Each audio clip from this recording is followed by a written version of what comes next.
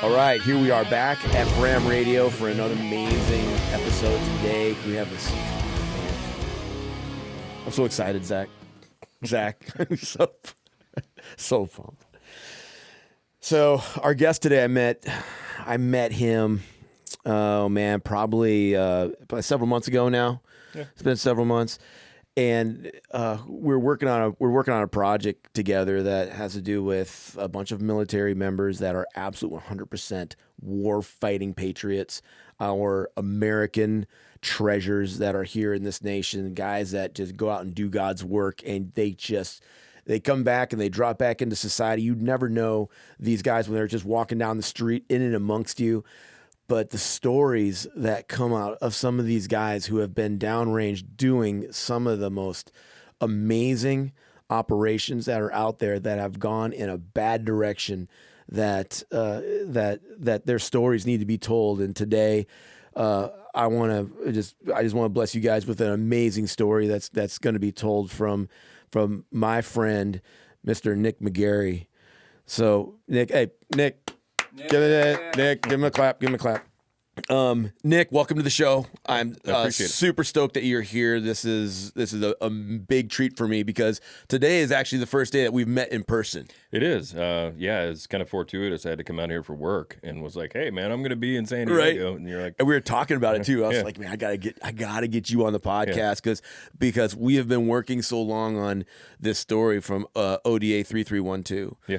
And we're working together for a very I think noble cause, and we'll get into that later. But your story and the amount of time that I've spent talking to you on the phone and other guys about your story, it's now getting into it's getting into the tens of hours now that we have spent working on the awards package upgrades that you guys I believe, and everybody else who has heard about your story believes that.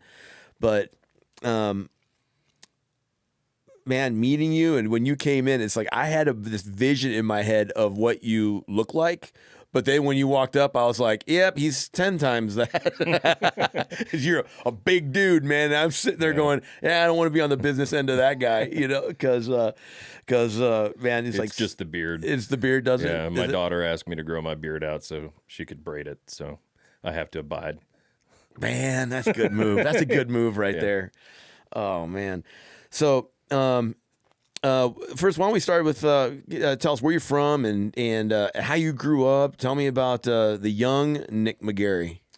Let's see. I considered, I lived in West Virginia from the time I was about 10 years old. Middle school, high school, went to college there. So I say West Virginia is my home. It really is. I grew up in a small little town.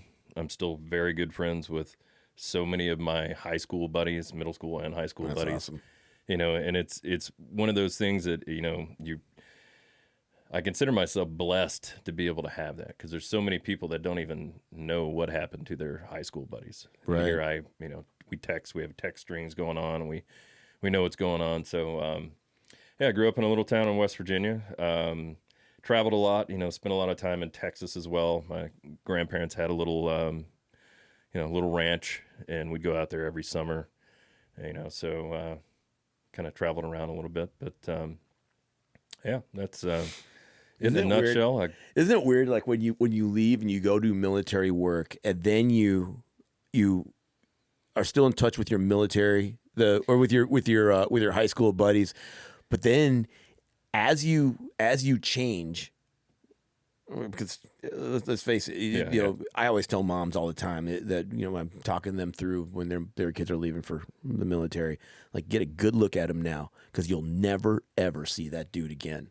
Yeah, and basic training's a little different. It's not like you join the military and they say, here's an M4, there's a bad guy, go and canoe that dude's head. No, it doesn't work that way. There's a lot leading up to it. It's how you shave. It's how you wear a uniform. It's how you tie your shoes. Because these kids need to be told how to tie their shoes. Quite a few of them. It's kind of surprising how discipline doesn't fall into normal places. But honestly, I grew up in a military family. My grandfather was in World War II. He was in Korea, and then he was in Vietnam. I got shot down twice in Vietnam, actually. One in 65 and then again in 68. Then my dad was a Navy pilot. He was over in, he was doing reconnaissance flights, everything else out of Thailand. But he was in the military. Then my uncles, they're all in the military. My brother was in the military. My sister was in the military for, a brief amount of time. My oldest sister. So to me, being in the military, it was almost something that was just naturally going to happen. That's what I thought. And then as I got older, I was a musician. I played in, band. I played in multiple bands, rock bands, majored in music for a little while. And to be quite honest, that route started to kind of disappear.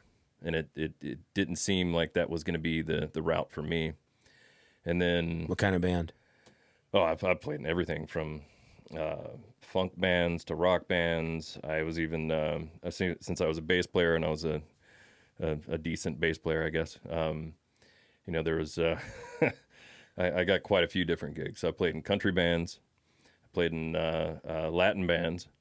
That was actually great. Wow. Yeah. So, kind of did everything. Right, so if you're playing Latin band, man, you got some chops. You got some chops. Yeah. I mean, the bass players typically are pretty easy, but you got to be able to feel it. If you can't feel it, then you're... Sam over there in the corner, I saw him walk around the house last night with a bass, just... Excellent. Yeah. He's an aspiring bass player. It's as simple as this. Nobody notices the bass player until the bass player is not there, and then all of a sudden the music's hollow. So you're the most important piece. You can get by without a singer. You can get by without a guitar player. You can get by without a drummer, sort of, but without a bass, it just doesn't sound right. Yep. Yeah, because I go back home and I run into my friends all the time, and they are always amazed even at a young age, because I was immature. I mean. Still am off half the time. But they're always amazed at how differently I handle a situation, just in and amongst friends. Like, then a couple will be bickering, and I'll just be like, time and place, this isn't either. Yeah. And they look at me, what? Yeah. I was like, no. We're trying to get this done. Let's go. Yeah. And they don't understand that attention to detail, a lot of that focus. Well, now that we're getting older, they've kind of caught up a little bit, but at a young age, at 19, 20 years old, 21 years old, it develops a different part of your brain quicker than if you weren't doing something like that, because of what's required of you. You take a child and you raise your level of expectation for them, they'll rise up to meet that. Absolutely. And that's almost every time. And that's what a drill instructor is. He's like, my level of expectation is excellence. You want to be sub-excellent? You can go be sub-excellent somewhere else. Exactly. Right? Yeah. Go to the Air Force. Just kidding, Rob. Yeah. Just kidding. Shout out to Rob. But if you want to rise up to the level of excellence that you're supposed to be at for what we're about to do, because we're about to go to a range, and I don't need an accident out at the range. So if you guys want to go and joke and goof around, you can do it on the bus ride back to your hometown. Exactly. Everybody's kind of like levels out.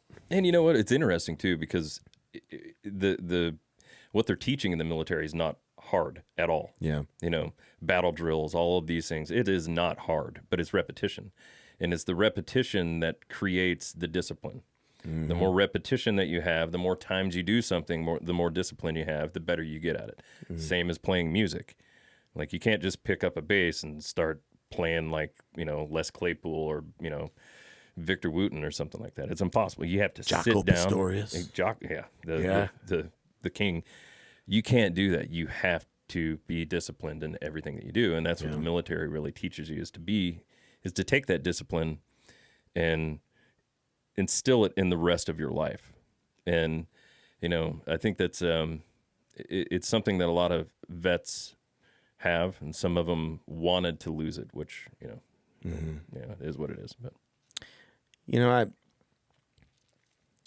my wife has an expectation like that of me. Her expectation is excellence. My expectation of myself is excellence. My expectation of my kids is excellence.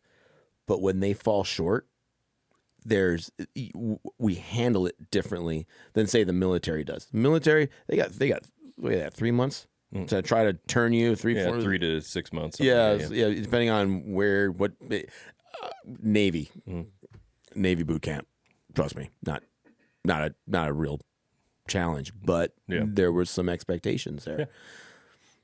But even in raising my kids, hey, there are certain things that I need you to do in excellence, like every time you do the dishes, every time that you're gonna mow the lawn, every time that you're gonna sweep the floor, every time you're gonna take out the garbage, every time you're gonna make your bed. I want you to do it the best that you possibly can, and that's something I didn't necessarily grow up with that. But it was something that I took from the military and I plugged it in to my babies. Yeah. And so now as the kids grow up, right now I'm hoping that they're able to move that into their kids, because expectation is a thing. But realizing that expectation and putting that expectation to work and turning that expectation into excellence is an art. Yeah, and when it comes to kids, I've got two. I've got a 6 and an 8-year-old, and the difference between, military, you can military and even work. Let's say, you teach them once, you mentor them once, and then you get barked at, because if you haven't learned it the third time, something's wrong. Right. But with kids, what I love about being a father is the fact that you get to mentor them and continue to show them, like, you didn't do that right the first time. Let's try it again. Yeah. Let's try it again, and continue to try to lead them and really, truly be a leader. So. Your kids are 6 and 8? Yeah. 6 and 8. Yeah. And so my kids are, they're older. Like even this morning I was, my 19-year-old and I were going to, I'm going to talk about you like you're not here. His heart rate just shot up. He's all nervous over there in the corner. And this was right before I tied him in knots on the jiu-jitsu mat, which was an insane amount of fun for me. Not so can't much. let him win. No, I always they have to try to win. Yeah, and eventually it'll happen. Dude, remember Candyland and Chutes and Ladders? It's like their mom would be like, "Aren't you going to let them win?" I'm like, "Yeah, because that's how the world works." So I would burn them down if I had to cheat, because they're 3 and 4 years old. They didn't know. Yeah. She's like, "You just cheated." I'm like, "Well, they didn't know that until you said something." It's so funny. But now it's Sam and I were talking about this morning on the mats, and I just said, I told you guys when you were younger, like when they're about 15, 16, 17 years old, my role as your father is changing. I'm always going to be your father, and I'm always going to be called dad. But now in this stage of your life, you know the difference between right and wrong, and you know what character is. What's character? Character is the place inside you where the things that you do, the things that you say, and the decisions you make. So they know what character is, and they understand where it comes from. But I'm going to step out now from being a dad for a minute, and like for the rest of our lives, I'll still be dad. I hope I don't have to step into the father role anymore. Mm-hmm. But now I'm going to be your coach. Yeah. Because I want, the difference between right and wrong. So I'm telling you all along, the stove's hot. Well, now you're a teenager. You're going to want to go and touch the stove on your own. You're not going to get in trouble when you touch the stove, but I'm going to help you. We're going to get in it together, and I'm going to demonstrate the standard, and we're going to move through this process together. Yeah, exactly. I mean, it's, I think that this is where the whole helicopter parent thing came up. It was the late 90s, early 2000s, and you weren't, kids weren't allowed to fall down. They weren't allowed to do this, and that could be dangerous. Somebody could hurt. I mean, whenever I went to school, if there was somebody that had a peanut allergy, we didn't know about it. They'd just say, "Hey, I can't eat peanuts." It wasn't locked down the school because somebody has a peanut allergy. No more peanut butter in school. Yeah, it's almost like an extreme, helicopter parent reaction now, and your kids have to fall down to learn how to get back up. And sometimes that's the hardest part about being a parent is watching them do that. But Yeah. you know, 100%. if you teach them the right way, they should be able to get up pretty quickly. Well, I mean, the Bible even says, train up a child in the way that he will go, and when he grows old, he will not depart from it. In other words, there's always that snapback. Oh man, I got too far, and I know what works, and my way it just isn't doing it, you know. And even as an adult, I was the king of wipeouts. I was a king of screwing it up. You want to? I had a lady come up to me once, and I got done speaking at a church, and she said, "I know who you are, and I don't like you. I know what you did." And I was like, "Well, why don't you give me 5 minutes? I will really give you a reason to hate me." Yeah. Because I stand up in front of audiences all the time, and I just burn myself down. I will air out my own laundry. Yeah. And she just kind of looked at me like, wait, what? You will do that? I was like, this is what I do. I literally talk about myself. I will tell you all the things that I've done wrong. You think you know one thing that I've done wrong? Trust me, there's 500,000 other things that I have done wrong in the past, let's call it a year. Yeah, absolutely. And I will tell you about every single one of them. You want to sit through that? And she scurried off, and I haven't heard anything from her since. And that's the one thing that I have told my kids is, look, I'm going to teach you. I'm going to teach you how to do the right things, avoid the wrong things. But never, ever be afraid to come and tell me when you do something wrong. Mm-hmm.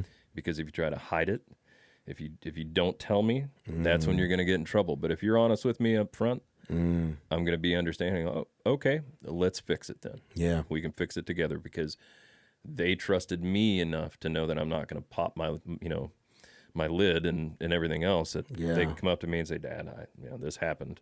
All right, well, let's talk about it. Let's figure this out.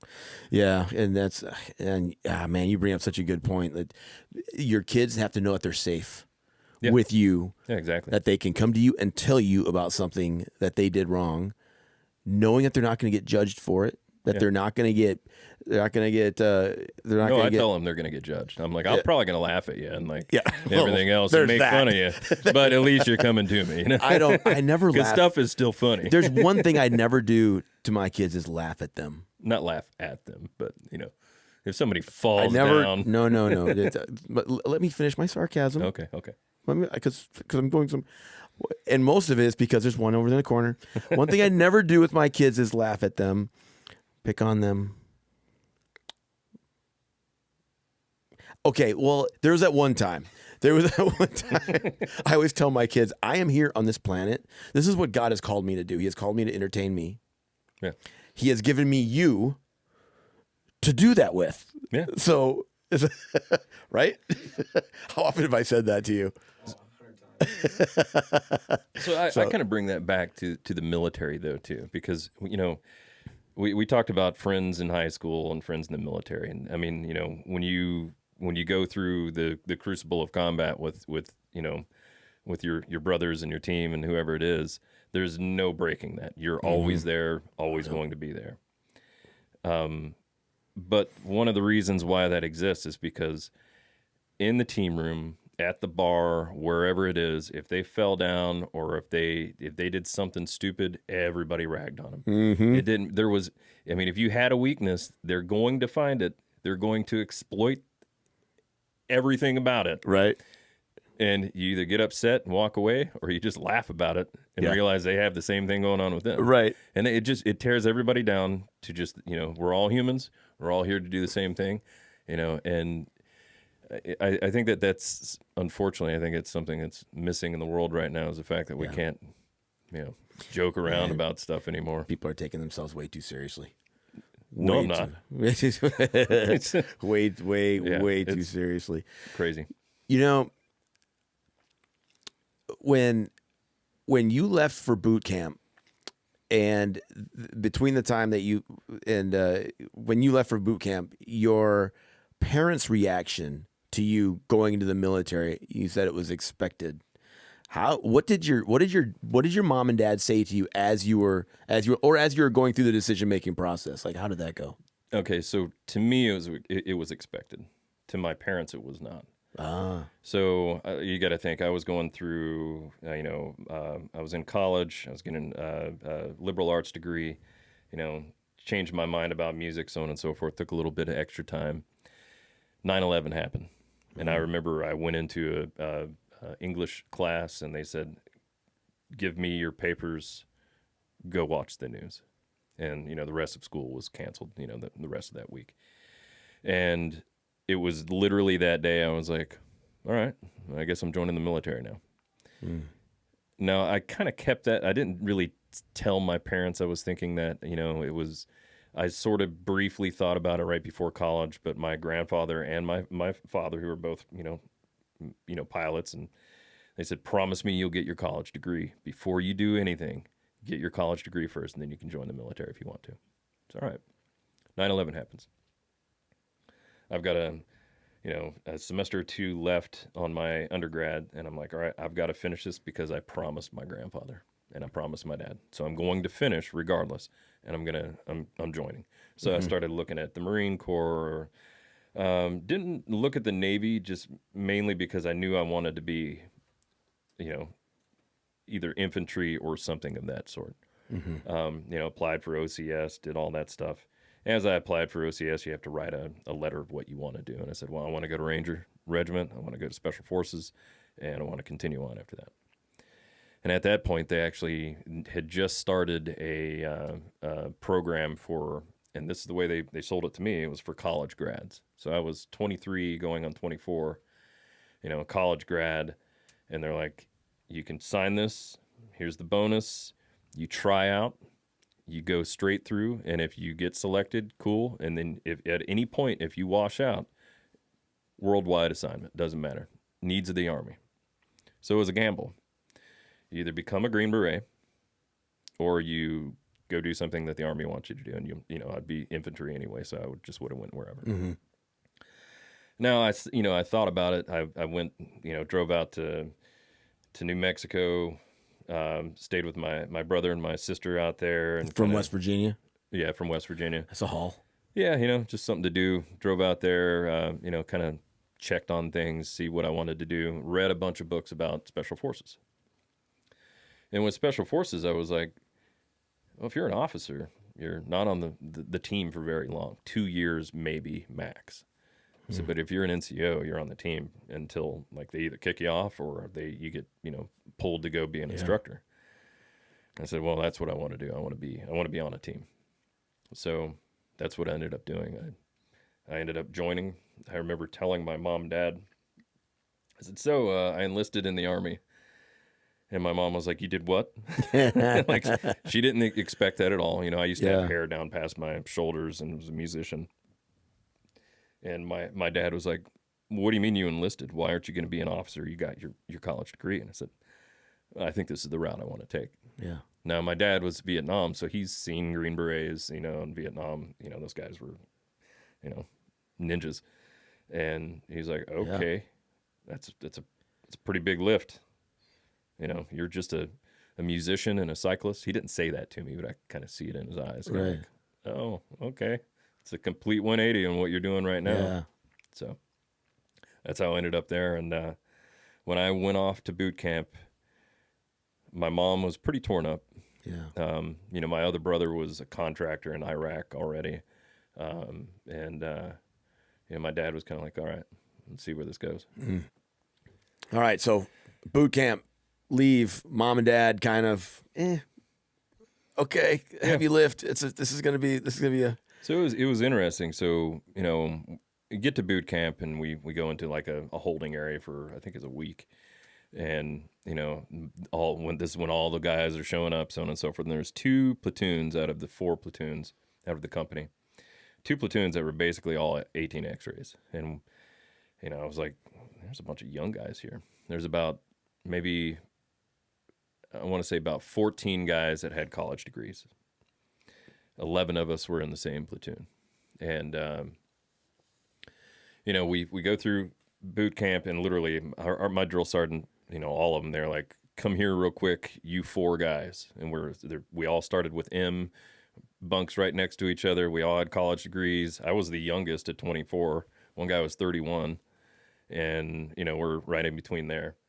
And he said, look, you guys are older than me. the drill instructor. Yeah. It's like, you guys are older than me or my age. I need you guys to just put up with the idiocy of boot camp and just make sure that everything's running well. You guys are kind of the enforcers, so on and so forth. Not enforcers, he didn't say that. Yeah. But like, look, keep things running. And that's what we did. I mean, boot camp was, it was a change. It wasn't that big of a change. I was always waking up early anyway and wanting to go out and ride bikes and be physical and hike and do stuff like that. Army has a tendency to be able to take the joy out of hiking. Sure. But it is what it is. But we went to boot camp, went to AIT for infantry, and then right after that we went straight into to airborne school at Fort Benning. A bunch of SEALs that were down there, so it was kind of neat.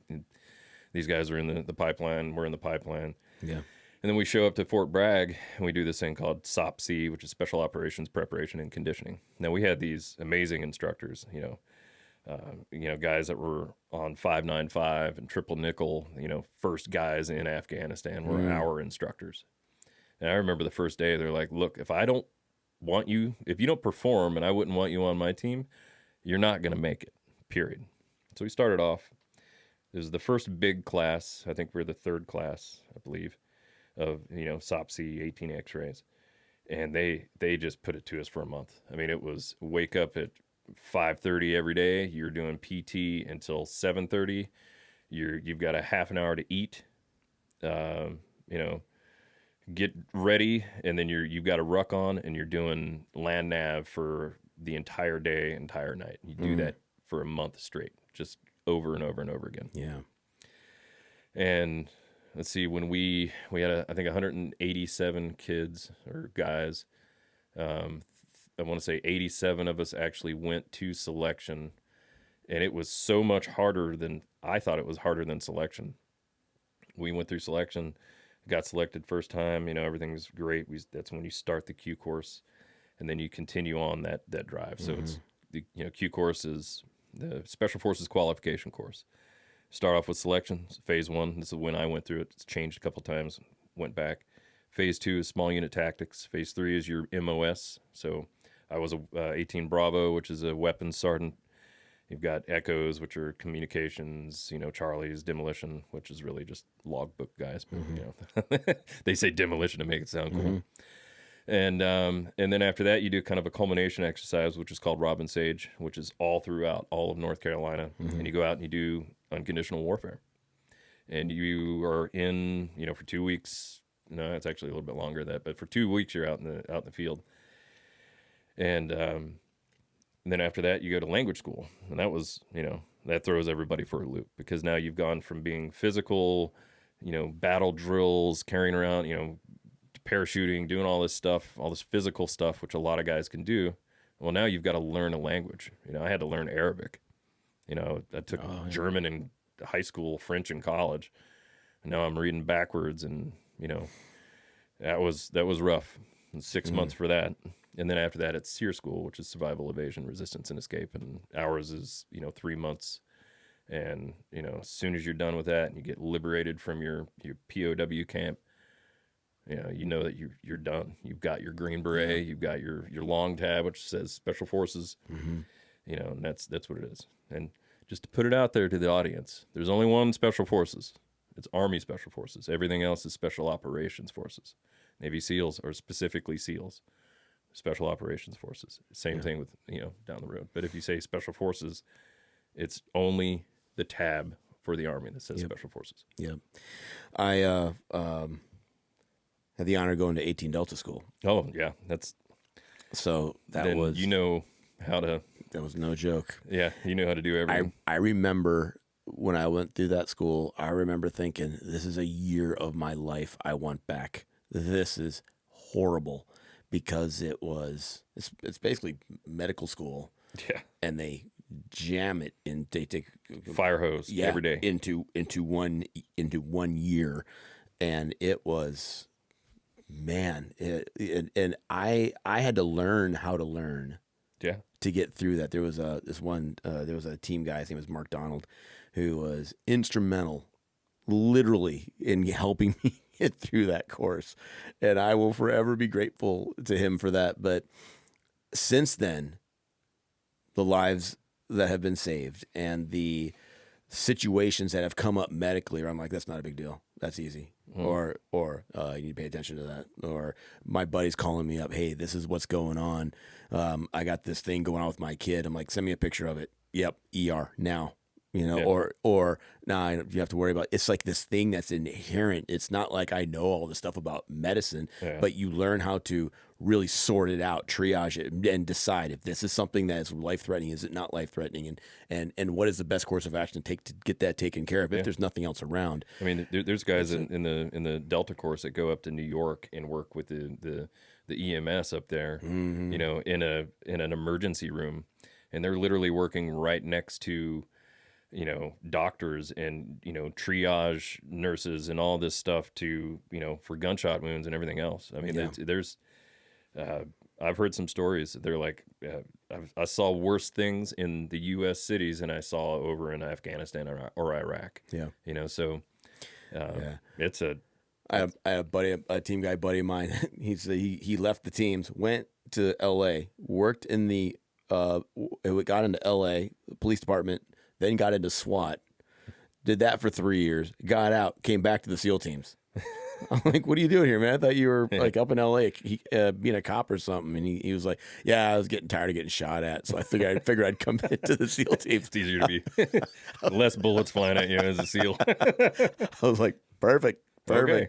Yeah. Welcome home, I guess, But yeah, I mean, 18 Delta was in retrospect, it was, how some conversations, a conversation just because it's a great conversation, but it was a really hard conversation to have. Yeah. The outcome was amazing. While you were in it, you were like, I can think of 1,000 places I'd rather be, 1,000 people I would rather talk to, except for this dude. But then when it's all done, you're glad you did it. Oh, yeah. That's what I thought at 18 Delta School. And I didn't even do the long course. I did the short course of it, just like get back to the team and get to work. Yeah. And a bunch of guys, they went on and did their Robin Sage and did things like that. But I went back to the team and I was like, man, I'm so glad. It wasn't even a year. It was shorter than a year. It was like 8 months, I think. Yeah. It was a short course. Yeah. And I was like, I'm so glad to be out of there. And as soon as I showed up at the team, the amount of people that come up to you and say, hey, I have a problem. Can you help me with this? Help me sort this out. I'm like, what do I know? Yeah, you went to 18 Delta, right? I'm like, yeah. And then they show it to you like, oh yeah, easy, just do this and this and that, and you're good. Yeah. They're like, okay, that just kind of came out of you. I'm like, yeah, I don't know where. I don't know why. I just kind of blacked out. Yeah.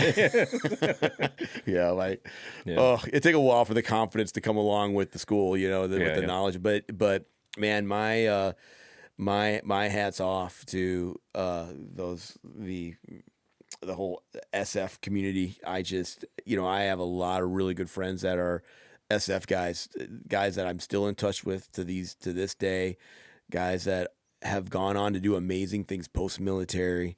And man, it's awesome because now I got you, now I got to put up with you. No, you got to put up with me. Yeah. Let's do it that way. It depends on the day. Time of day too. Yeah. So tell me about what was next. So after jump school, getting through, and then you had your selection, and you've got your tab, you got your special forces, your line tab. Is that what you guys call it? Long tab. Yeah. And you're a Green Beret now. Yeah. What's next? What happens after that? So then you get your orders to go to where you want to go. Now, of course, I put on, my wish list was 1st to the 10th, which is over in Germany, 10th group, which is in Colorado, and 3rd group. And I wanted to go to 3rd group because their AO, or their area of operations, was primarily, Africa, but I knew that they were in Afghanistan and everything else, and they're also kind of the go-to group because they're right next to the flagpole or USASOC. So 5th group and 3rd group just seemed like if there's a fight, they're always in it. Mm-hmm. So I ended up getting orders to go to 3rd group, so I got to stay in Fayetteville, which take it or leave it, but it didn't matter. I was brand new Green Beret going to a team. So I show up to the team. I meet. Let's see. I met with the battalion sergeant major. And charge up the beer fund. He didn't even tell me. I learned like there's quite a few good instructors right before. They're like, "Hey man, just show up. Know that every first thing that you do is going to be a case of beer. So just be prepared." So went to battalion, went to company. They said, "You're gonna, what do you want to do?" And I said, "I just want to go to a regular mountain team, just a regular, ruck team. Let me learn the job before you send me to a specialty team, like, free fall or scuba or something like that." Yeah. Okay, sounds good. You're going to, at that point, it was actually 372. It was originally there was a 3-number ODA. Later on, they added a 4th battalion, so they changed to 4 numbers. So I show up to the team. I had 2 cases of beer, and there's some stuff going on at the team, that day, and they were doing shoot house stuff, so it was kind of chaotic. Bud Light. No, I did not bring Bud Light. I brought what I like to drink, which was Guinness. And of course, I show up with a case of Guinness with McGarry last name. They're like, "You are the biggest Mick." Like, this is all you drink, right? You're welcome. Yeah. No, I did not bring Bud Light. That was conviction in your voice right there. Yeah. I've never liked it, even before all this stuff. I never liked Bud Light. That's just me. I mean, I always preferred Miller or Coors or something that actually had some body. So some Pabst, some PBR. PBR's good too. Yeah, there's plenty in Yingling. I mean, come on. Yeah. But yeah, I showed up, and from then on, it was just hey, look, you got a lot to learn. Just got back from a deployment. I think they just got back from Jordan. So we had to get spooled up because we were supposed to have, right around a little less than a year to go back to Afghanistan. So, it was, had some good teammates, had a good senior Bravo.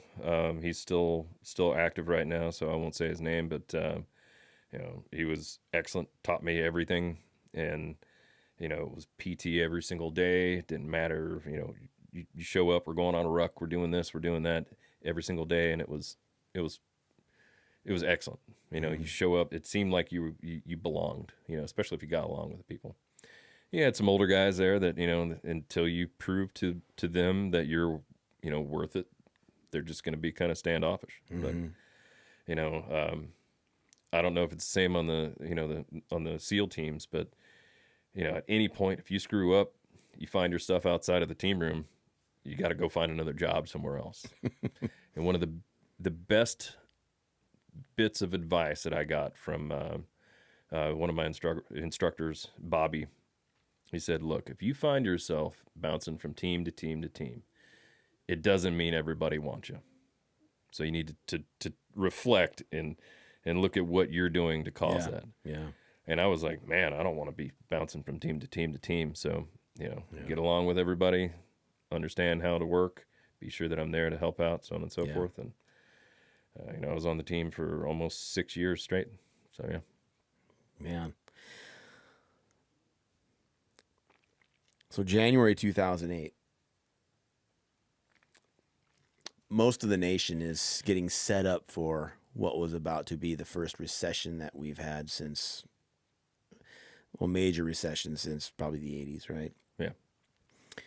Real estate was about to take a big hit. Yeah. The economy was about to tank. There was the real estate market just, Oh, yeah. I mean, took a shave, like 50%, so in many cases 50% or less. Yeah. While that's happening, people back here in the nation, in the U.S., were struggling with seeing the signs of that coming and what was about to happen for them. January 2008 was something that means a little something different to you and the other guys of ODA 3312 in the Kunar province. Yeah. So walk me through. So I'm gonna back up 1 year real quick. Okay. So my first deployment was to Firebase Nure up in Kunar province. So it's the basically the eastern border all the way up north, right below Nuristan. So if you ever read Bear Went Over the Mountain, that's I mean the Russians really took it there. It's rough terrain. it's like, you're in the Hindu Kush Mountains, essentially. I mean, Yeah. it's steep. There's one road in, there's one road out. There's a cliff to your left and a river to your right. And guess what? They know the terrain. Mm-hmm. So that was my first deployment at Firebase Nure. Road next to a river. Yeah, it was so beautiful, though. I mean, Was this the same road and river? Yeah. Yeah, so my first What? deployment was in Firebase Nure. We come back, know that, and we're coming right straight back to Firebase Nure. So it was my second time up there. So we knew a lot of the locals. I mean, Rob Miller, who is my fellow 18 Bravo and teammate and next door neighbor. We went through the Q course together. Yeah. Very, very good friend. Him and I, we could walk around, and I mean, he's, this kid was, I say kid, my brother was very, very. You guys kind of were kids then. He was much younger than me. He was, 19, 20 years old. Yeah, so. yeah. Okay. But, he could carry on, quasi conversations in Pashtun. Everybody knew him. He was always out there, always doing stuff. Yeah. And we knew a lot of the locals, and we hired a lot of the locals too, because SF mission is called Foreign Internal Defense, which is by, with, and through. So you're working, living with your host nation forces, and these were we were living with the Afghans. Regular Army was there too, but we had a different mission. So we go through that. We come back. Rob goes to Ranger School. I go to Sephardic, which is a very in-depth, assaulting school. We're living right next door to each other, and we're like, hey, we're going back to Nure. We're like, sweet, awesome. Know the terrain, know everything about it, know the bad guys, so on and so forth. Yeah. So it should be pretty easy. So we get back there, and we'll just fast forward to January timeframe. When we first got back in, we got kind of a warning order, which is, hey, this could happen if these certain triggers happen. Then this is the operation. And it was very quick, like, hey, look, we're going to go up, we're looking for one guy, we're going to drop a bomb on him, and then we're going to go to BDA, which is Battle Damage Assessment. Mm-hmm. And should be pretty easy. That's the general synopsis. So in your minds... In our minds, we're like, okay, cool. Yeah, expectations poorly managed, well, in hindsight. Yeah. But your expectations are managed. You're like, oh, yeah. I got a bunch of these. But, getting a warning order, it's almost like, hey, your wife asks you to do something. Yeah, I'll be in the gym. Yeah, Yeah, and she's like, okay, well, I know he's going to be in the gym. Yeah. At least she knows, like, hey, it is what it is. But so we expected it. So it did happen. They're like, hey, look, that operation, so on and so forth, this is what we got to do. And we're like, all right, cool, let's do it. No big deal. Everybody got their stuff, got our gear, no big deal. We're going to go up. Originally, what we were going to do is we're going to, set up, watch, do Overwatch, so on and so forth, drop a bomb if we needed to, and then, kind of figure out what was happening. We'll get up, and it's a lot longer story. And I would say for your audience, instead of me going into it in depth at first, is to read Robert Miller's Medal of Honor citation, because, he's my teammate. It was it was a big deal. We went through the same whole Robbie thing. Miller, 19-year-old young kid, 20 years old, 20. Was he 20 or 20? I thought he was 21. Yeah, when he 21 when he passed away. Yeah. Yeah, and but that'll kind of bring you up to the story that I'm getting ready to tell. It's a lot happened. We drop a bomb. We get in a long, prolonged fight for a couple hours. I'm on a big, 50 cal, and we're getting shot at by quite a few guys. We drop a couple bombs. We're like, all right, well, let's go over and check it out. So we knew the dismount. We knew what is going to be. Rob was going to be point, because he could speak Pashtun enough to be able to call out, the battle. He also had the saw. It's going to be right. I was going to be right behind him, and then we were just going to fall in. There's about 8 of us plus Rob, who's our Air Force CCT, and we had to walk. Animal of a human. That guy. Yeah, everybody says that guys can't multitask. Well, you should just watch Rob. Watch Rob. Yeah. It's like, how are you? Or just have a conversation with him, and you Like, how is anybody that smart? Yeah. The guy's brain is the flywheel. Dude, it's like one of those guys that has a flywheel that never stops moving. You're like, how do you sleep at night? Do you sleep? And he's like, sometimes. You know, I mean, literally, I've seen this guy. He's got air assets stacked every 1,000 feet for, 10 or 12 or 15,000, feet, whatever it was. Multiple different air assets. He's calling in vectors to get, Apaches, A-10s, dropping bombs at the same time, rockets, doing all this stuff. At the same time that he's doing that, he's talking to the team, and he's also shooting back at the enemy and calling out what they're doing, what we need to do, and figuring. So he's not just like hunkered down. Yeah. The guy's just, absolutely brilliant. Staff Sergeant Robert Miller. There's a couple books out there that you can read, what he did. You can go to the Medal of Honor website for Robert J. Miller and read the citation, read his, the summary and the whole story. So there's a lot that happened there. And Rob, if it wouldn't have been for Rob, there would have been quite a few more of us that would have been taken out. I mean, it was a pretty hairy.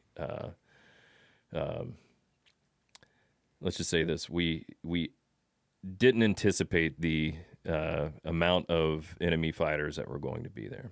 When we walked in, we originally heard that there's going to be 10 to 15, and 10 to 15 just seemed to pour out of the mountains every, 10 seconds, it seemed like. So to kind of get in the thick of it, when we were marching up right before everything happened with Rob, I remember looking around, and all of a sudden this giant infrared spotlight from, the Predator just 10 feet away from me lights up this guy. And I'm like, oh.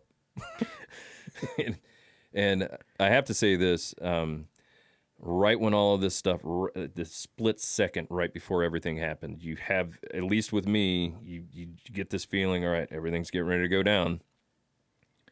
And the first thing that I said to myself was, remember your training. That was it. And from then on, it was that discipline through repetition, and that, doing something over and over and over again, it makes you better. It makes you not have to think about things. So this happens, PKM starts going off. Robbie's saw starts going off. PKM, a lot of our guys aren't going to know what PKM is. So. Basically, an enemy machine gun, Russian machine gun is a light machine gun. It's a very distinct sound, so you know exactly what it is. And all of a sudden I've got, bad guys right in front of me. I've got night vision on. They don't have night vision, so they can't see me because I'm in gray and I'm, camouflaged out. And it just starts. Just everything unleashes. And it is just craziness that's happening. I see Rob taking off, charging a bunch of people. Everybody's calling out stuff. And then all of a sudden, I hear I'm hit. I don't know how long it was. It seemed like it was, an hour, but it was probably, a couple minutes, something like that. I hear I'm hit. On the radio? Over the radio. So I start, over the radio, I start saying, hey, everybody fall back. Fall back doesn't mean retreat. It just means fall back to where you can get better cover and concealment so we can take it to the enemy again. Right. And then it happens again, and this is from somewhere else. And I'm like, I sort of recognize that, but I'm engaged. I can't, I can barely move because there's just one guy after another, and they're popping up all over the place, and there's, it was just everywhere.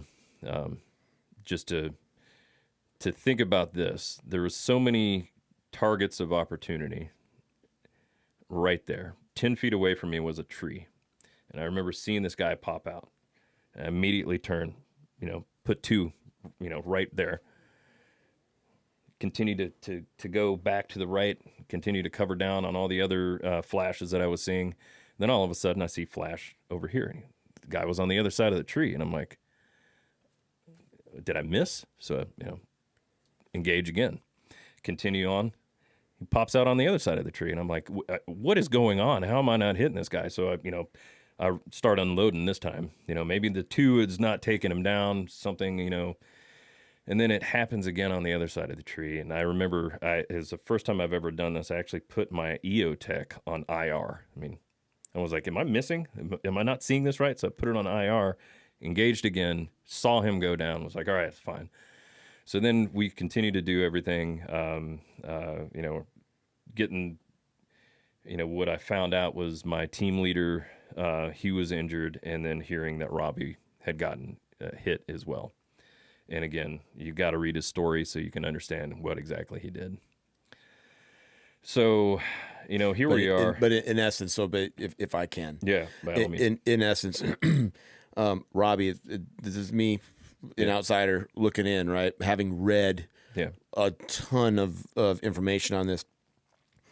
So he had a saw, right? Yeah. And so saws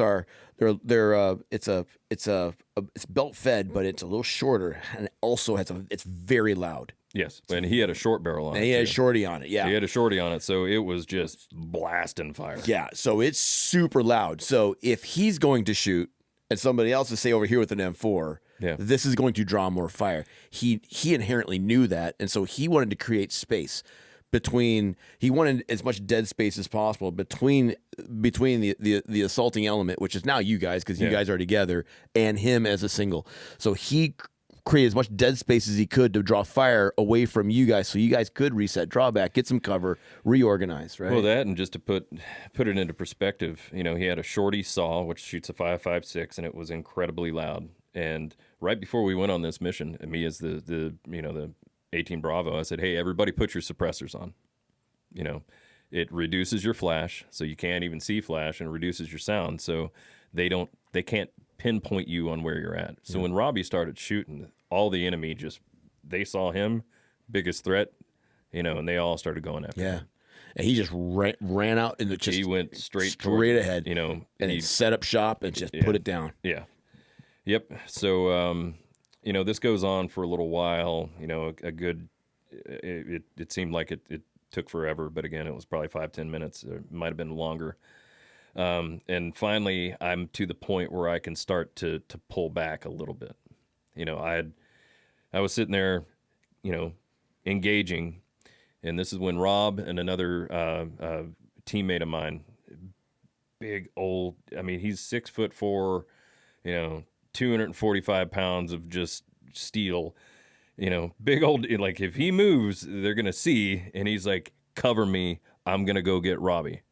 And literally I'm like, I got you. So I push up a little bit further towards the enemy, to make sure that I'm engaging as much as I can as Rob and Hav go and try to help out Robbie. So they continue to do that. All of a sudden, Rob Gutierrez, our multitasker. The ultimate multitasker. What I like to call him, the super chief. Super chief. Yeah, absolutely. I'm fine. I'm starting to get pinned down. It's right in front of me. Fire's coming in all over the place. I've got one Afghan next to me who does not speak English at all. His name is Saifuddin. A fantastic guy. He was just an incredible, incredible person. Well, he's right next to me, and he's like, go. And I'm like, I grabbed him because I had body armor on. Literally just grabbed him and dragged him down and said, get out of here. And he said, no, you go. Because that's the way that the Afghans were, especially if you were friends with them. They were loyal to the bone, same as we are to them. Well, all of a sudden, maybe not even 20 meters in front of me, 15 meters in front of me, the whole mountainside just blows up. And I'm like, oh, God.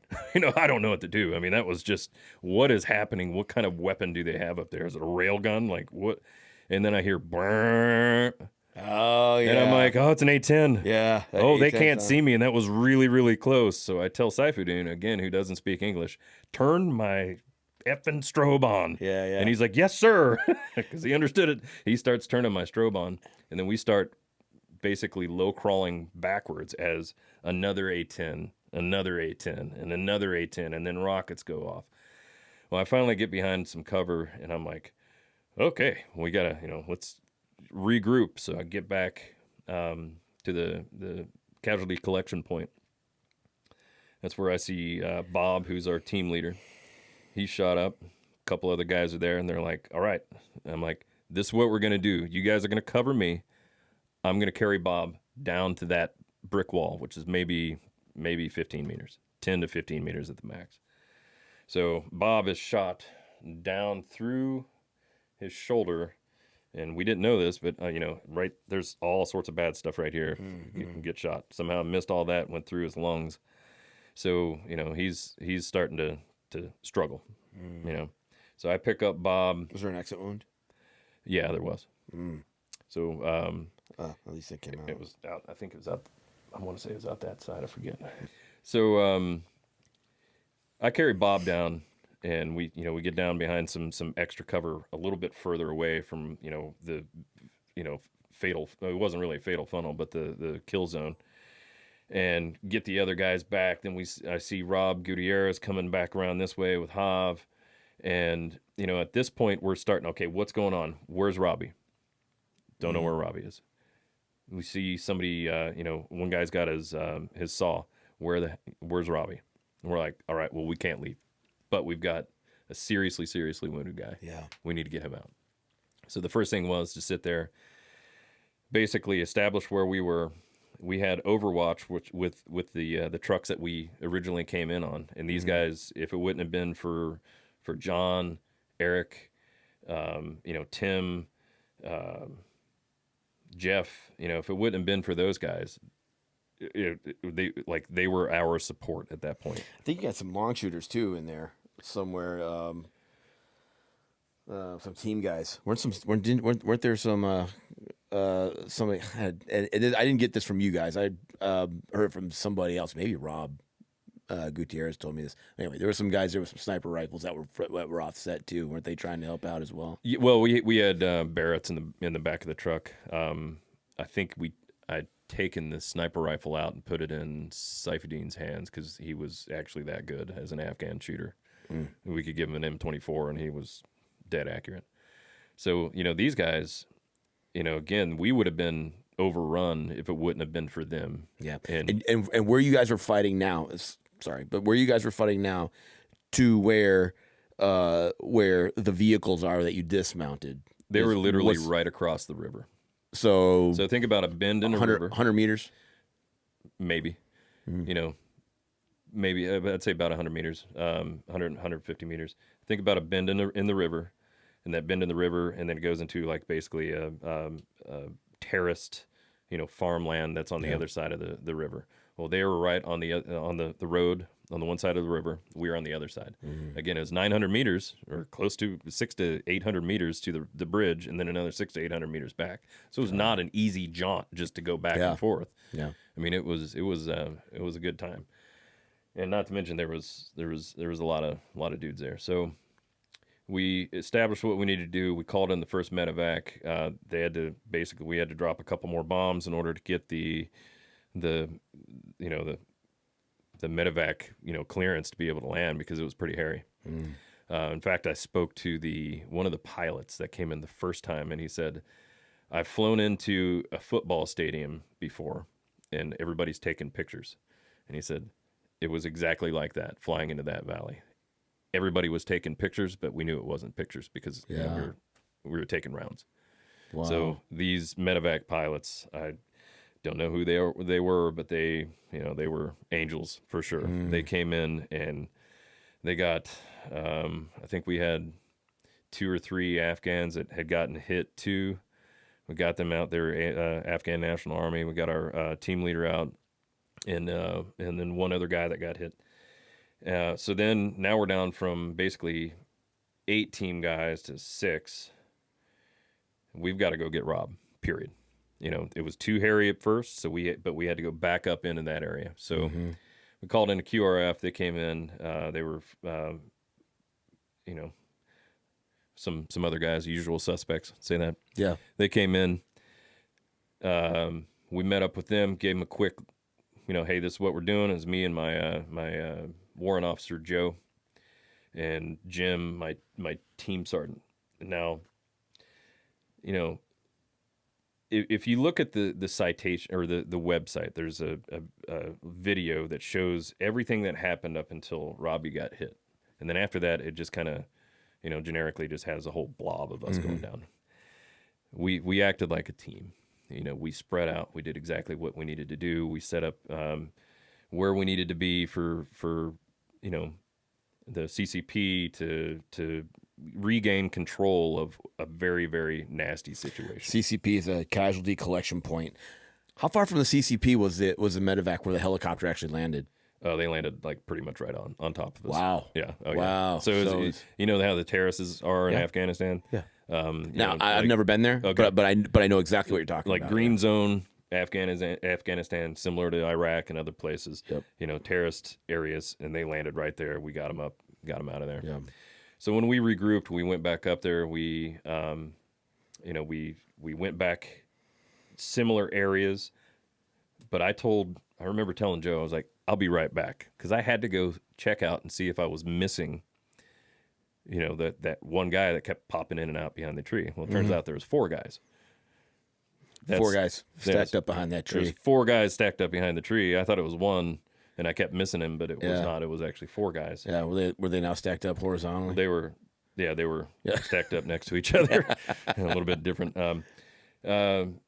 So we went up, we got Robbie, we started to peel back, and then we get hit again. RPG hits. RPG landed not even 2 or 3 feet away from me. I literally heard it. I heard the pop, and looked at it.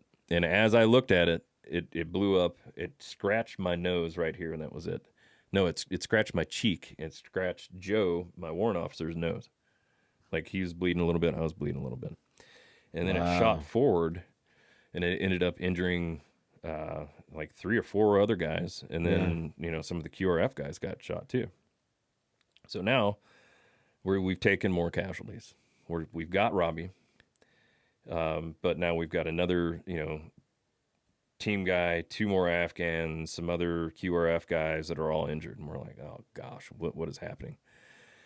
And I remember at one point, so I had run through basically I wasn't a football player, but I acted like a football player then. And I started just checking people off the road just to get them into cover, because they just kind of stopped, didn't know what to do.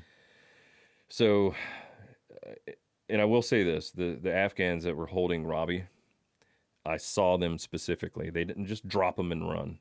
They placed him down, and then they got cover, and then they pulled him, behind. They were so respectful. It's something to see. It's one of those little things that you see in combat that it's like time stops. You're like, wow. So here we are. We've got to regroup. We've got to do this again. Let's get the CCP. I go up. I remember seeing, I think it's 3 of the QRF, and they're in the center of this little trail road.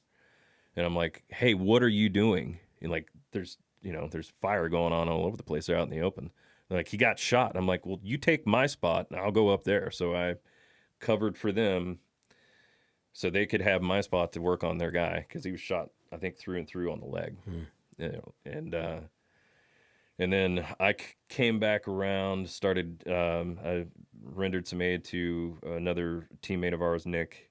And, here we are, we're having to do this again. I look over at Robbie, and he's just like, he's exhausted. I mean, he's been doing this firefight's gone on for, close to 8 hours now, almost 10 hours. Yeah. 10 hours of straight, you're getting shot at and you're shooting back.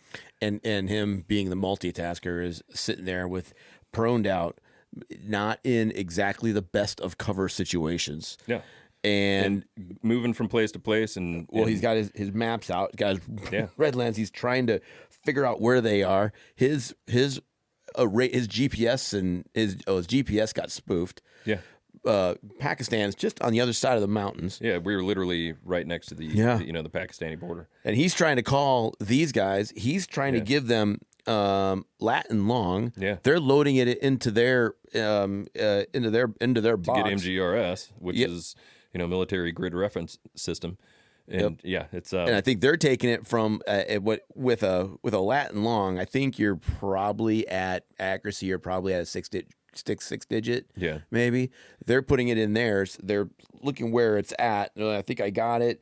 And he's like, doing the I mark you identify type thing. Yeah. They're like, gotcha, cool. Then they're able to put it into a 10, make it a 10-digit, Yeah. so that they can get accurate fire on it. Exactly. Meanwhile, while he's doing all that, returning fire and communicating with these guys, And talking to me, and him and I, like he looked at me at one point, and I was like, "You're keeping us alive. Keep going." Yeah. And he was like, "Roger that." Yeah. And he keeps going. And during all of this, I mean, the to me it was and this is the side of the story that you didn't really hear, because you hear up until Robbie got, he gave his life for the rest of us, basically. But you don't hear about this. And we had my team sergeant Jim, and he was doing all sorts of things. He was calling in fire through the trucks because he knew that Rob had it. So he's sitting there basically like, go 20 meters right, go 20 meters up, and calling in fire with 50 cal and Mark 19. Oh yeah, Mark 19 didn't work because it was catastrophic malfunction, so we didn't have that. So 250 cals. So he was sitting there doing that out in the open. You had Joe, and Joe was our warrant officer. This guy, if it wouldn't have been for Joe, Bob would have died, because Joe used to be former 18 Delta. Now he's a warrant officer, so he's second in command. Mm-hmm. So he gives Bob, he's got a pneumothorax. He's starting to circle the drain. I mean, it's bad. It's 20 degrees outside. He doesn't have a shirt on. He's got a needle in his chest. He barely breathes, so on and so forth. If he wouldn't have done that, Bob would have died. In fact, in the medevac, Bob got a chest tube, and then he had to get another chest tube because he's bleeding so bad. It was bad. Nick Wells, same thing. Nick was constantly putting himself, we all had to. You had to be in danger. You had to do this. And again, this is where none of us thought about this. None of us said, I'm going to go out and do this. It was, this needs to be done, because this is what the battle drill is. This is how we need to do this so I can save my buddies, period. And, again, this happened for hours. I mean, it was 24 hours that we were out and basically doing stuff, but it was about a 12 to, plus hour firefight. It was a long day. Doing what's necessary. Yeah.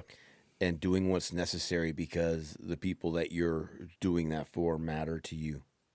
It is and I know it because there's layers to that. Yeah. But at the end of the day, man, I mean, country politics, the reason why all that stuff is like out the window. It boils down to it's you and Nick and Rob and Bob, and it's the boys. I mean, it's just getting out of this thing together. It really is. I mean, it's just like you ask most any parent, what would you do for your kids? They say anything.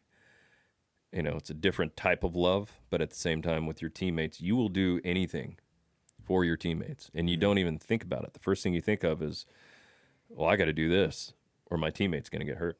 And they think the exact same thing.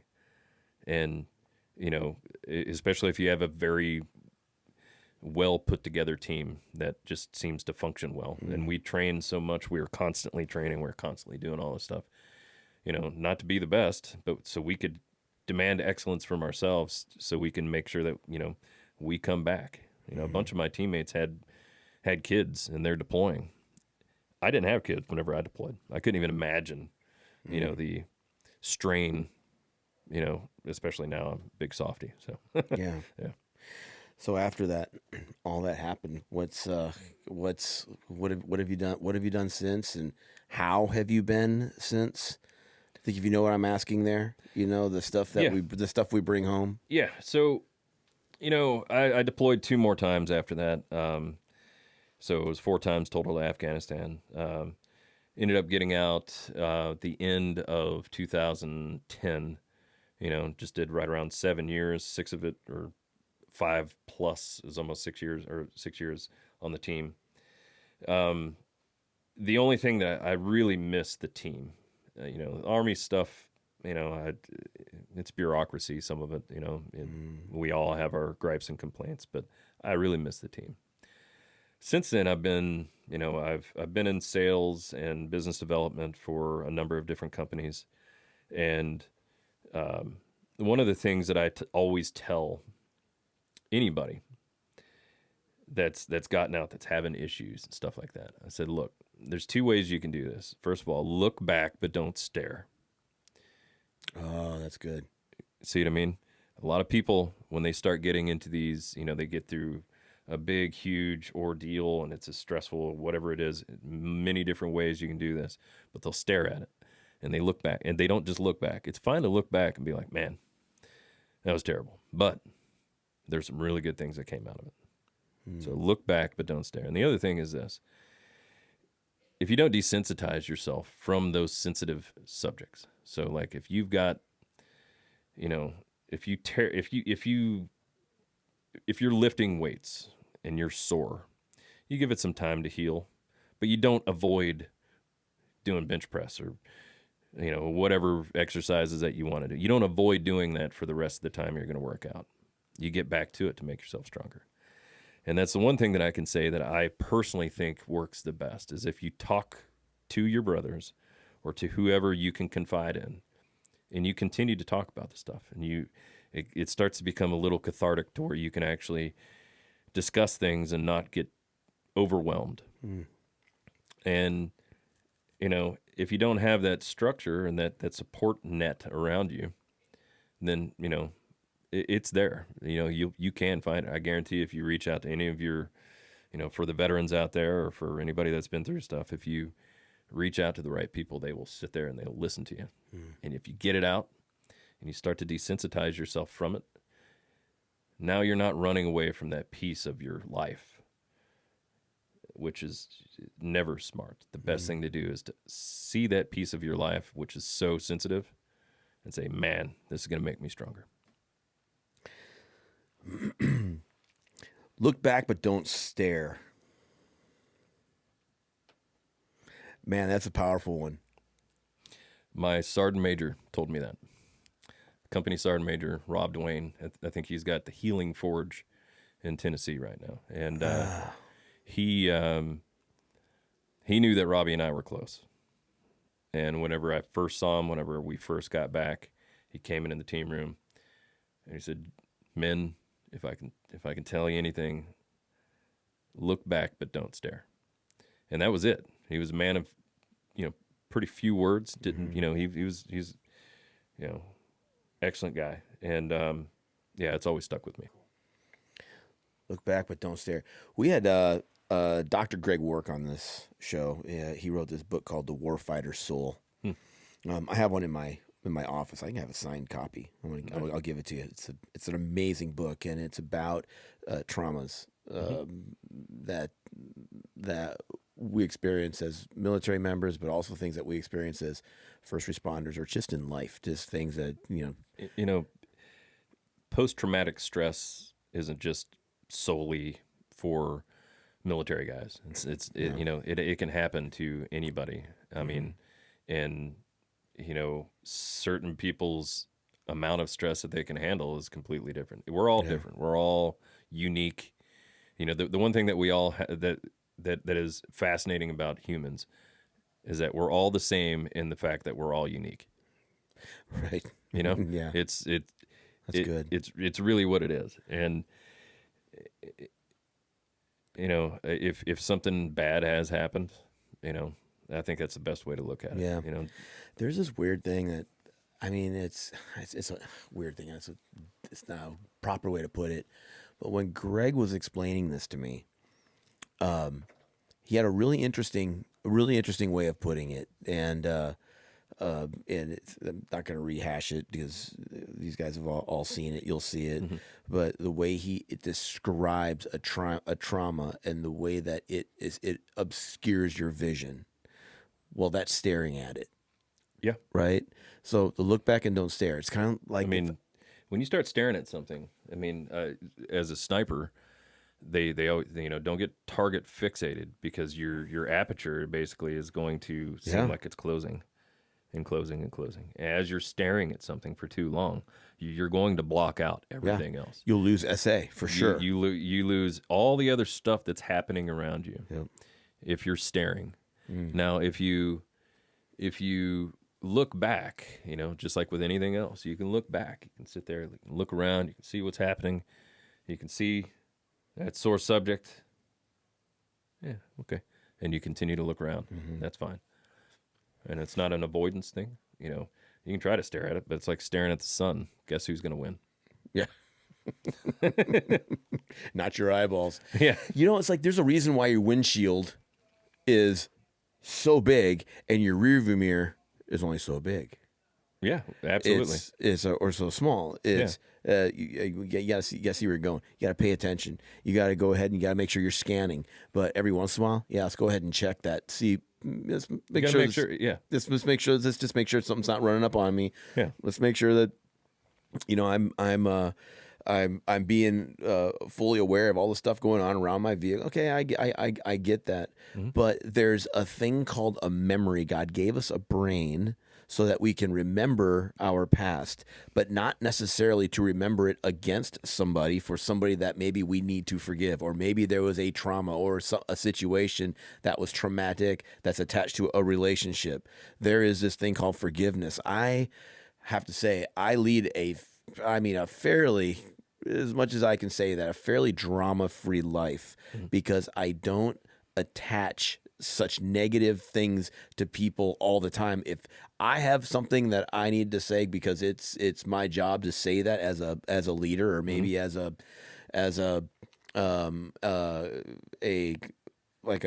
in management or in ownership or in whatever, or in your family, I'm going to go ahead and I'm going to say it, but then I'm done with it. I've said it. Yeah. And fire and forget. Yep. And now we're moving on. I'm probably going to ask if you want to go to lunch 5 minutes later. It's like that analogy that I forget it. I've seen it online. It has how many seconds are in a day. Imagine if you had this much in the bank and somebody steals $5. Are you going to let that $5 ruin your entire day, and you're going to lose the rest of your money because that $5? Are you going to look at the whatever 18,000? I forget. No, it's 84,000. I think 84,000 seconds. Are you going to let that $84,000? Be like, okay, I'm going to get past this, and I'll eventually get back, or I'm just going to forget about the $5. Maybe they needed it more than I did. That's the same thing as when somebody says something to you, and if you dwell on it and you allow somebody's words to take over your entire day and give you a bad day. And it's like, what?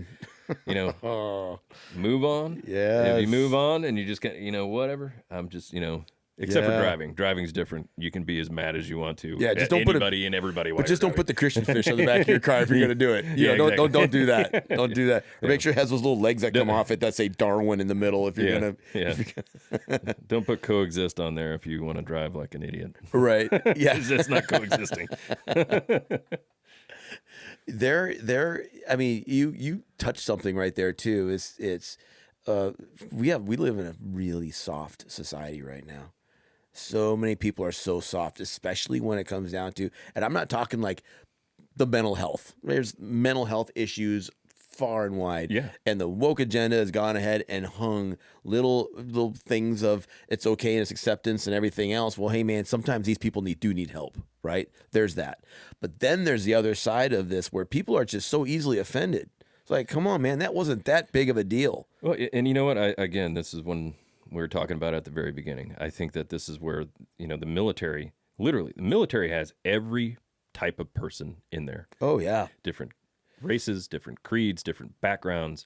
You could sit there and literally be friends with somebody that's from the inner city and have, somebody else that's from the country, and they're best friends. And the reason why is because everybody is the same. And that's what the military is supposed to be there for, is to say, look, you're all Army, you're all Navy, you're all Air Force, you're all Americans, and this is why you need to watch out for your brother, Yeah.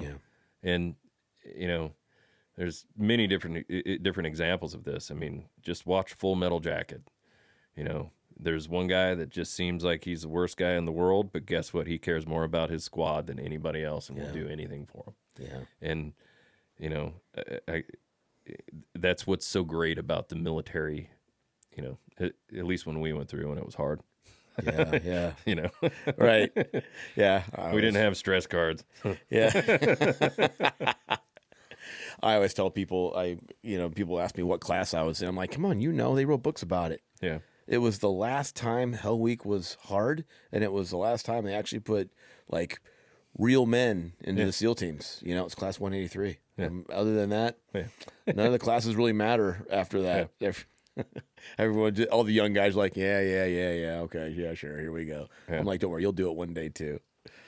But one thing I would like to touch on about the whole story about all the other guys on the team is that,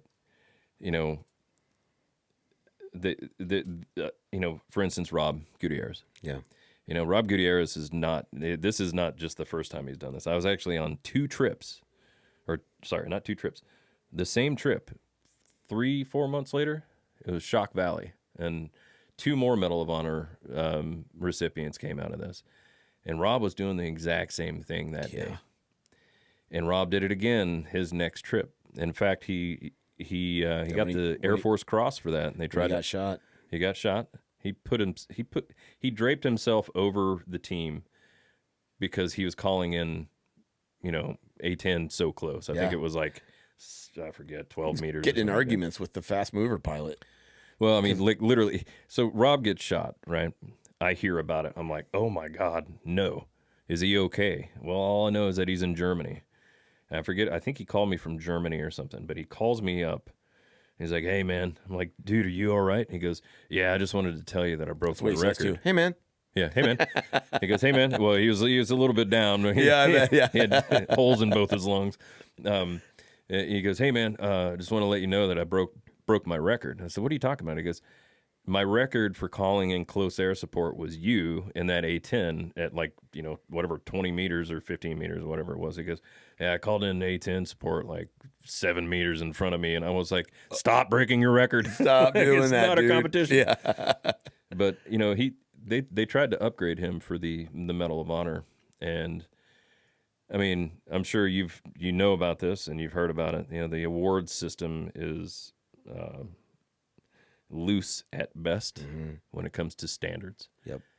And, they denied him. And by all means, he should have gotten it. He got put in again, and they denied him again. And honestly, I think it's political, or some people's feelings are hurt. And politics and opinions. And opinions, and they're going, well, I don't really like those guys, so I'm just not going to allow them to get any upgrades and stuff like that. And, Well, we're all trying to do something about that, and Rob, I mean, he was telling me about that in fact, we were here when he was telling me about that. We went for a walk we were down by the Air Force facility, and he said, and I said, tell me your story, man. Tell me about you. And 2 hours later, he's still going. My jaw's on the ground, and he's telling me about how he's telling this fast mover pilot. He's like, I could do show of force. No. I need you to get bullets on the ground on this. Yeah. I need you to get rounds on the target. Well, I can come by and maybe do some chaff. No, I need you. Yeah, he did that in Shock Valley too. I remember, all the different sounds that all the different guns make, right? And we've been duking it out for 6 hours on this hilltop. All these guys got shot, so on and so forth, and we're up there saving the day. And all of a sudden I hear this really strange sound, and I'm like, what is that? So I look down the valley, and I see this F-15 at like 500 feet AGL doing a strafing run, in the kill zone that we were shooting at. And then it just darts straight up. And so after the whole thing, I'm like, dude, did you call in that F-15? He goes, yeah, I always ask him, like, hey, you want to come down and do a strafing run? And he goes, this guy was like, yeah, let me get in it. Which is just, no, if you knew Rob, that's kind of. Yeah, I want to check the dude play. Like, I want to check that box. Yeah. I'm like, come on in, man. Yeah. Water's warm. Yeah, Rob's an amazing guy. In fact, all those guys are looking at potential upgrades, and there's I think there's a hole in our military system where a lot of these situations they're looked at and they're saying, okay, well, what can we learn from this so we can move it forward to the other guys who are coming after you in combat? What can we learn from this as far as our SOPs, and how can we improve our standard operating procedures and our tactics, techniques, and procedures, right? Our TTPs. How can we adjust this maybe in our intel, and what can we learn from that so we can do better at intel gathering? And they're looking at it from a standards for combat readiness standpoint, but they're not looking at it for the sacrifices that are made to have those things. And to make sure, I mean, if you think about it, like, at the end of the day, this boils down to a 12-hour fight over your buddy's body. Yeah. This is what this was. Yeah. And the fact that we're not going to surrender that body, because if we do, he is never going to come home, and he's going to end up over that mountain over in Pakistan somewhere where it's going to be unrecoverable. Yeah. So that is unacceptable to you. It's unacceptable to those boys. And so we're going to stay here, and we are going to spend every last bullet. We're going to spend every last little bit of energy. If it costs us our lives, we're going to get that body back, because that's ours. He is ours. And when you have guys who are willing to fight like that for something like that, for a relationship that, quite frankly, is now ethereal, because he's not even here, but there is that representation of that relationship laying right there, and we are not going to stop until we get it back. That is something that's the kind of stuff that legends happen. That's what legends are made of, and you're not going to say it, but I'm going to, because of my respect for you and those boys, and Rob being one of my best friends now, right? I haven't been through with him like what you have, but in these last, since 2017, maybe for the last 6-7 years, he has been a dear friend of mine.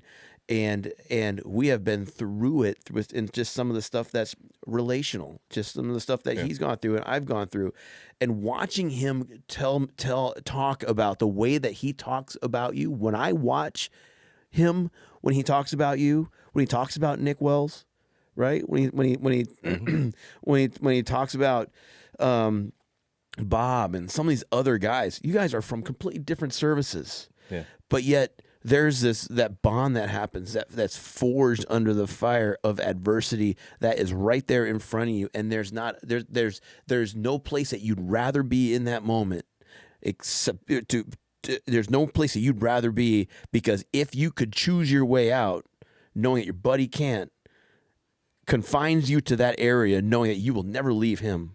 Yeah. And that is something that it's so rare today to see that. I think in our military, I think it's strong and it's in charge, and there are those guys everywhere. Step out of the military, walk around, step into the private sector. You're going to be looking left and right for a minute to find somebody that's got the stones to be able to stand up and say what's on their heart, the stones to be able to stand in the face of adversity, lean in and say, no, that is not okay with me. That is just a rarity. And to do it for somebody else, no, that is even more rare, because now in this society, it's all about you. It's just about me, right? It's all about what can I do? Everybody's looking inward. Everybody's looking in, and no one's looking out. And you guys were not only looking out for each other, but you were looking out for Rob, and you're looking out for Robbie's family. And so to me, man, and the least I can do is cheer on the upgrades, because I know that a lot of people need to hear this story, and that's why I was so excited to have you on this podcast, to be able to tell that story and have the people on the other side of these cameras experience you to some degree, like I have and like Jim Davis has. We're on the other side of something. Right, we are not in it with you guys. We're just on the other side with a pen and a paper and trying to help write and everything else, so we can get this stuff across the finish line for you guys.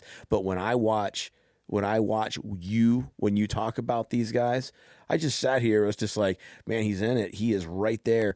And it's the same thing that happens when I talk to Rob and he's talking about you. I mean, it's just this thing. I can't say enough. So, man, I appreciate you, man. That's what I'm saying. I appreciate that. I would like to put this out, though. This whole award upgrade thing basically started as just a somebody asked me, "Oh, you knew Rob?" I said, "Yeah." "Well, tell me the story." So I told him the story. "Well, you guys should have gotten upgraded."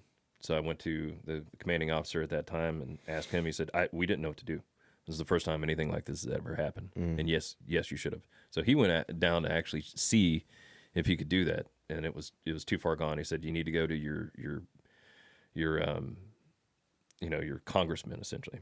So I went through the whole team, said, "Hey, thinking about doing this. I want to do this specifically for Rob, who's still active duty. Hob was still active duty at the time, and Bob is still active duty. I want these guys to get taken care of. Whatever you can do." "All right, sounds good." So the job, or the story after that was basically we wrote the story on what happened by basically Nick Wells interviewed everybody, and he wrote all the stories on the conglomeration of what everybody's telling about what everybody else did. And then we just laid it bare. Said, this is what happened after Robbie got killed. This is what we did. This is how we did it. And the original command, they're the ones that made the decision on this is where this should go. Rob didn't do it. I didn't do it. We didn't push for anything. The last thing we wanted was, was like, is this worth it or not? Mm-hmm. That was it. Yeah. There's no expectations, none of this. So, to all the veterans out there, this is never, that was never the intent. Yep, my intent was try to help out Rob Gutierrez, who I will always hold as, close to my heart as possible. Yeah. I mean, he's always going to be my brother. Yeah. Same as all the other guys. And he said the same thing to me just a few days ago. You and I were just talking about that before the show, and he said he started to getting a little, he doesn't care anymore. He's like, I'm kind of over it. He said, I didn't ask for this. Yeah. I didn't ask for that to happen. I wouldn't trade it for anything because of the relationships that I have now as a result. But I didn't ask for that. I didn't ask for any award to happen as a result, especially this upgrade. And he goes, I'm getting it's the conversations are there that would allude to that, and it's not even close to being the case. Yeah. So it's just, man, yeah. I would say this: if 4-star, 3-star generals from SOCOM and USASOC and full bird colonels, if they think Rob deserves the Medal of Honor, then especially they're the guys that were there. Not somebody that wasn't there, that was never on the ground, that wasn't even in theater at the same time or even in the military at that point, saying no. I think that's wrong. Again, you've got, Rob's got full sign off from everybody all the way up SOCOM command, 4-star. Yeah. So, couldn't happen to a better guy either. Yeah. Yeah. Nick, thanks for being here, man. I appreciate you. And, thanks for spending some time with us. I know you're busy. You came all the way out here from the East Coast, and you're out here for some work. This happened to work out just perfect. Yeah, it really did. Yeah, but to drive out here to the property to sit down with us and spend some time and tell the story, that means a lot. So, well, Rob says very, very high things about you. So yeah, Rob. If he wouldn't have said it, I would have been like, nah. Yeah. Yeah. But it's been great talking with you, and we'll hang out a little bit more after this. But hey, man, thanks for joining us. Bram Radio.